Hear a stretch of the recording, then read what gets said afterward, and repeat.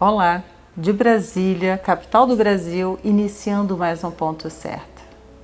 Hoje nós vamos falar sobre a morte e o morrer.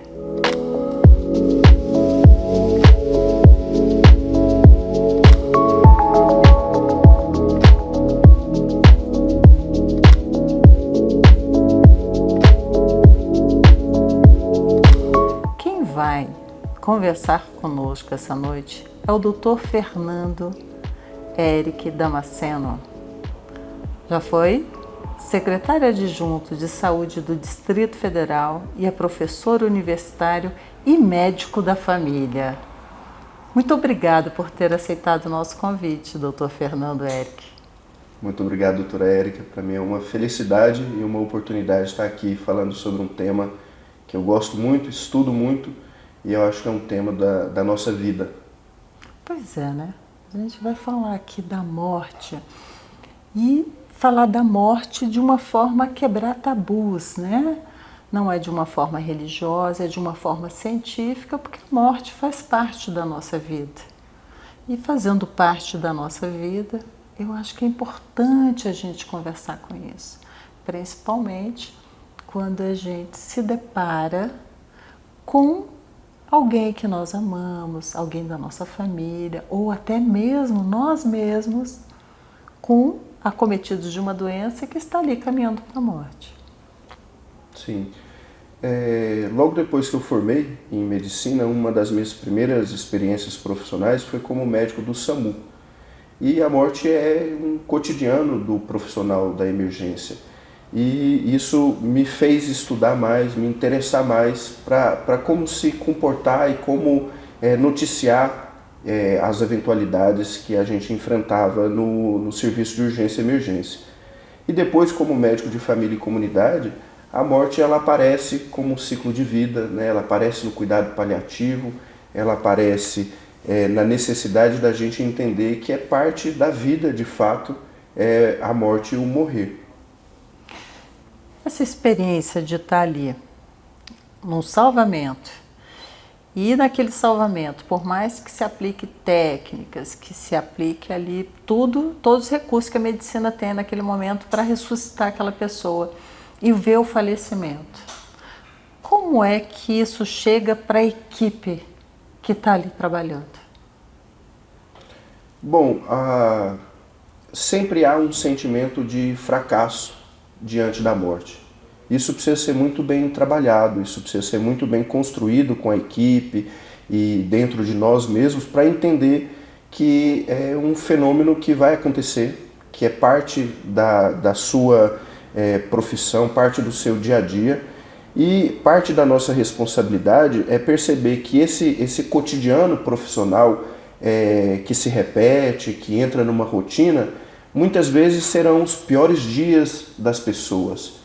Então, por mais que a gente entre numa repetição, é importante nunca perder essa humanização de entender que aquele momento, aquele dia a dia de trabalho seu, vai ser o momento que uma mãe vai perder um filho vai perder um pai, um familiar vai ser ali, uma vida vai ser interrompida, e isso precisa de postura, isso precisa de cuidado, de zelo, né? Cada detalhe é importante, né? A sua linguagem não verbal, a forma como você chega naquela cena, a forma como você se mobiliza, a postura do cuidador, né? O interesse ao cuidar, isso tudo é percebido pelos familiares, pela equipe, e isso precisa ser uma construção contínua.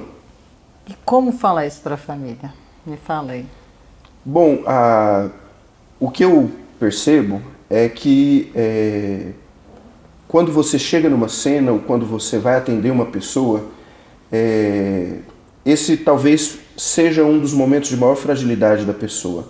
E ela nitidamente percebe o quão disponível e o quão disposto você está em acolher, em ouvir, em dar atenção.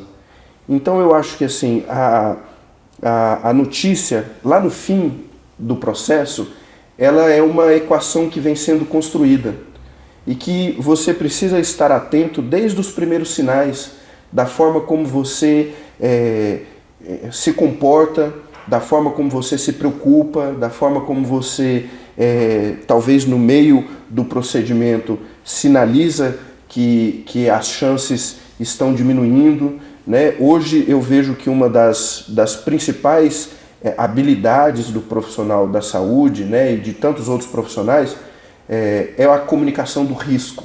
E é você saber comunicar esse risco, saber comunicar que as chances ali estão diminuindo, saber comunicar que existe um esforço limitado, né, que a ciência ela tem o seu limite, a medicina ela tem o seu limite, e que isso precisa ser compartilhado com sobriedade, com simplicidade, com respeito, com uma postura acolhedora, e entender que essa pessoa, né, e que cada pessoa vai ter uma reação distinta, cada pessoa vai receber isso de uma forma especial, peculiar. Doutor Fernando Henrique, como é que é tratado a morte? Nós estamos falando aí de um acidente, de uma emergência, né? O SAMU ele trata disso, aconteceu uma situação e ele foi para o socorro imediato.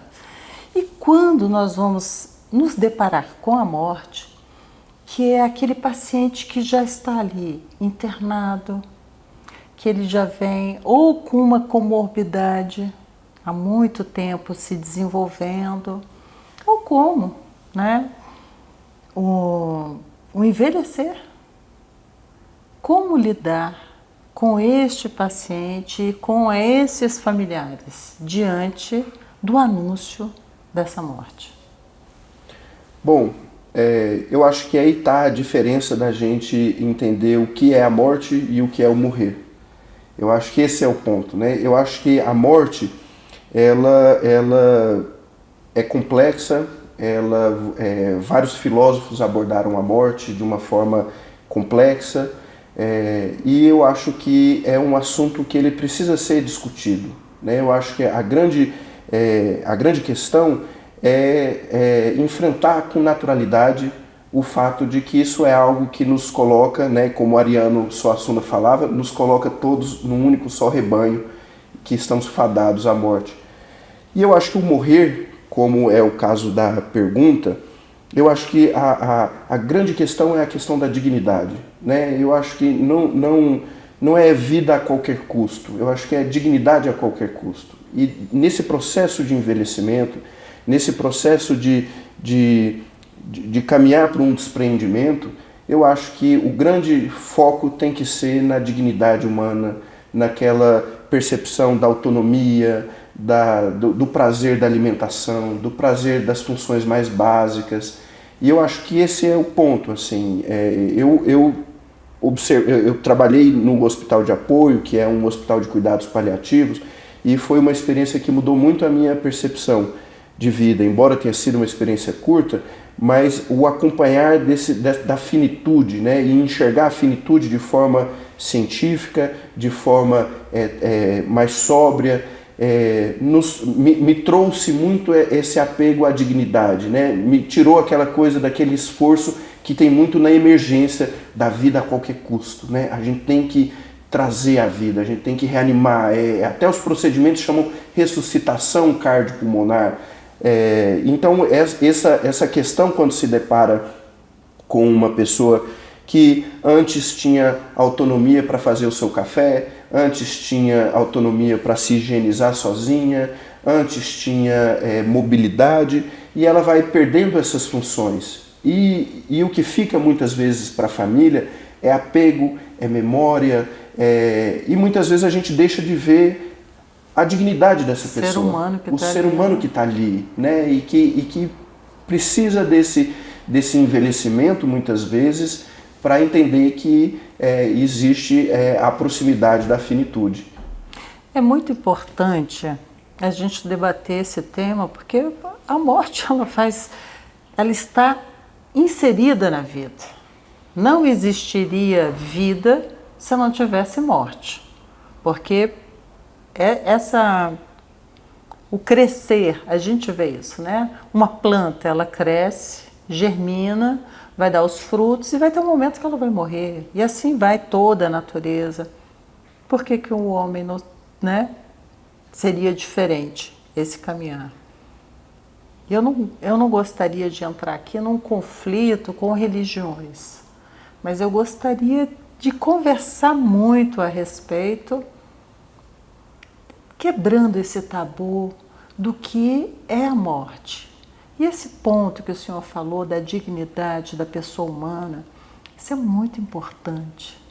Porque manter uma pessoa que antes era dinâmica, ativa, presa a aparelhos e a uma cama, sabendo que é apenas um prolongamento, às vezes de hora, sei lá, de dias. E esse sofrimento dessa pessoa, e essa dor,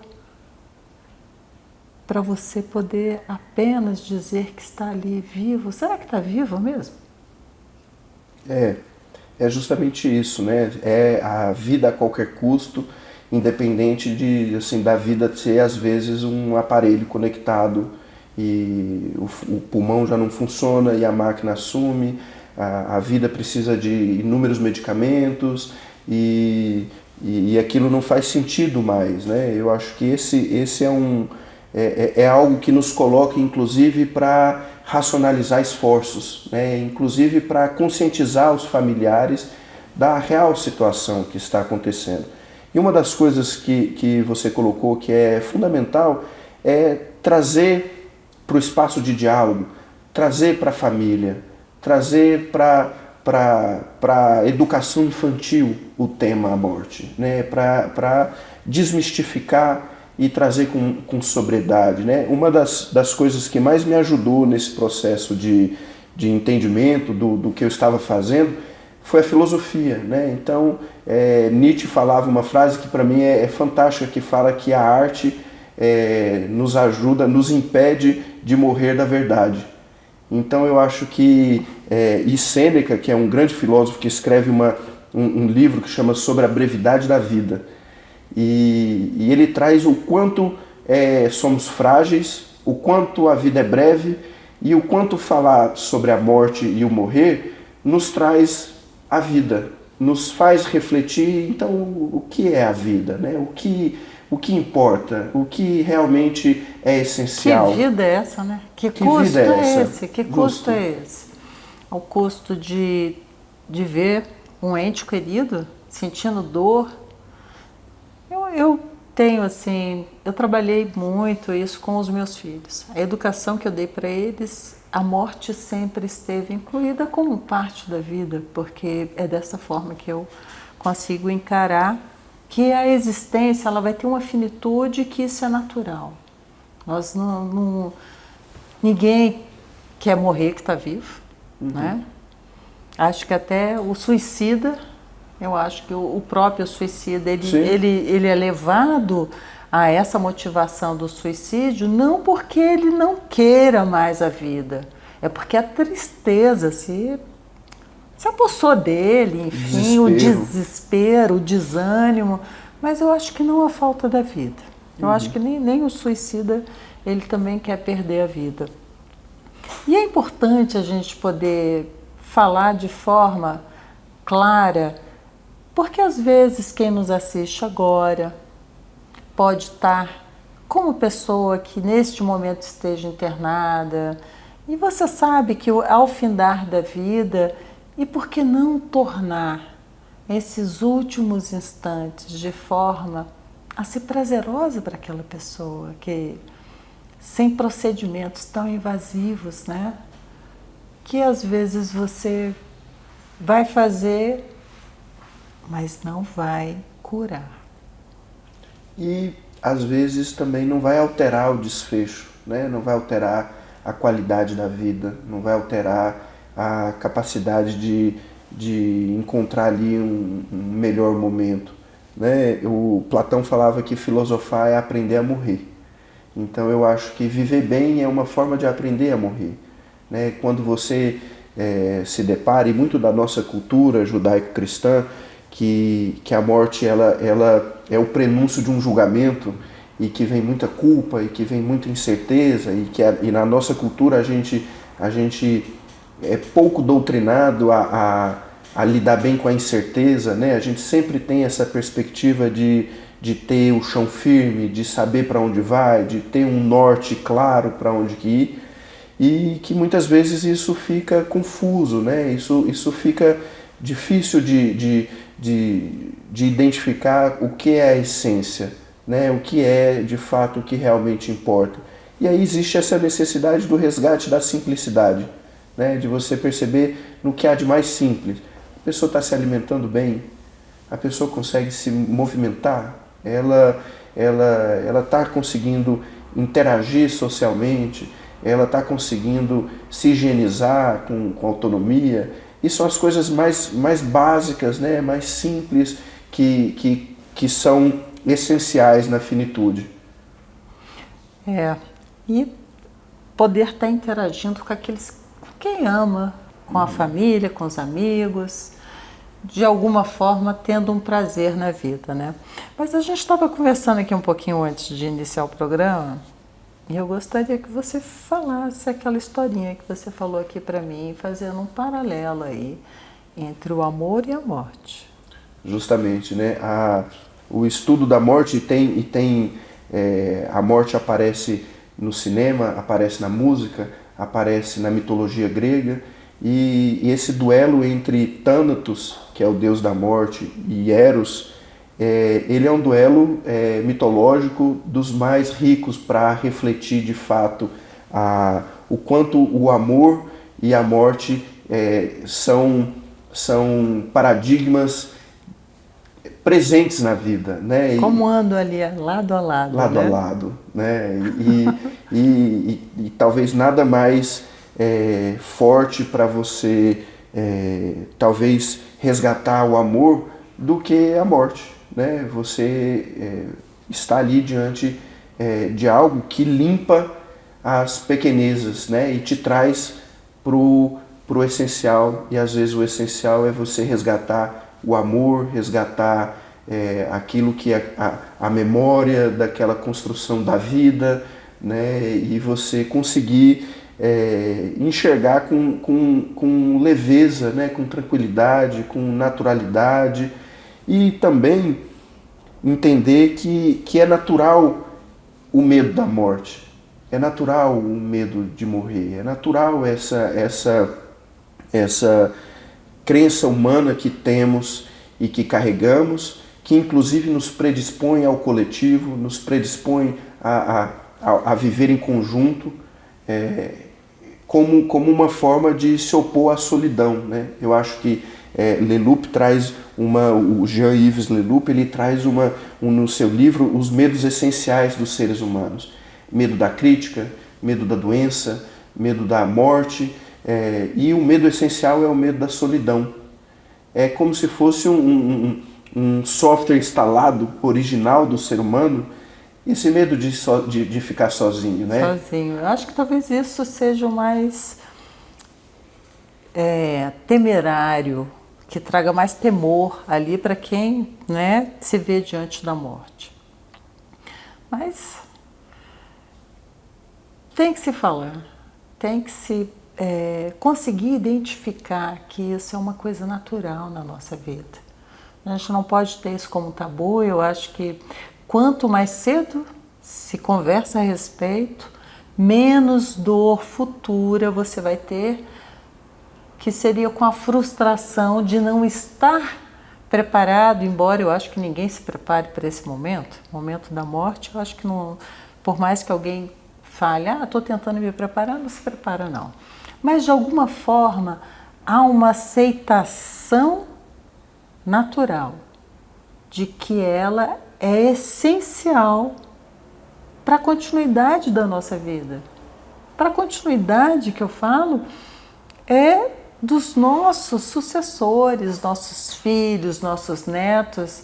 Imagina que qualidade de vida alguém pode ter, né? São poucas, raríssimas as pessoas que chegaram a 100 anos e com lucidez.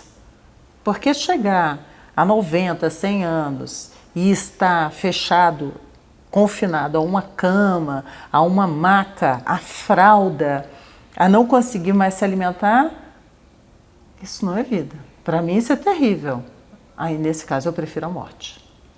Me fez lembrar uma das experiências que mais me deixou impressionado, assim, foi nesse acompanhamento da finitude de alguns pacientes,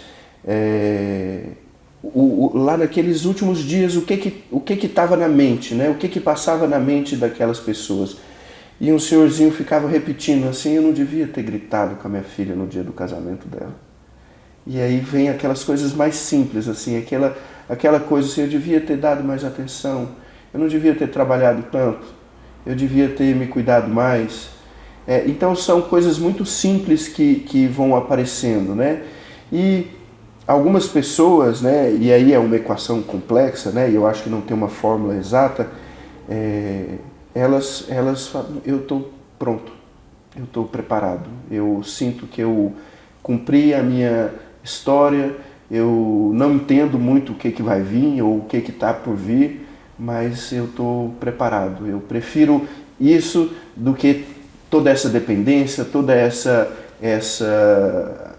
falta de condição que a vida impõe, né? E que, de certa forma, eu acho que a imagem ideal é, dentro das fases, né, de aceitação do luto ou da doença, a barganha, a raiva, a depressão, a ira, é a gente caminhar para a aceitação, né? Aceitar que é um fenômeno que vai fazer parte da vida de todo mundo e que isso precisa ser encarado com tranquilidade, com serenidade, e fazer com que isso se transforme em qualidade de vida, em respeito à vida, em vontade de viver bem, vontade de viver nessa dualidade, com mais momentos de amor, né, durante toda a trajetória.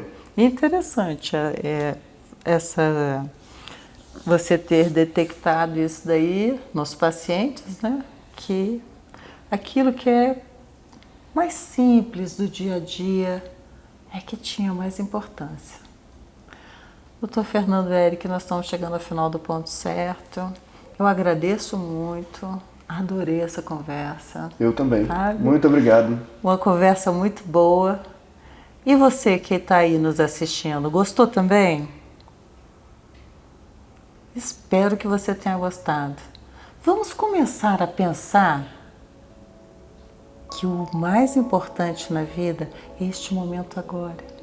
São as pequenas coisas. Porque a morte faz parte da nossa vida. Para mim e para você que está aí me assistindo. Até o próximo programa.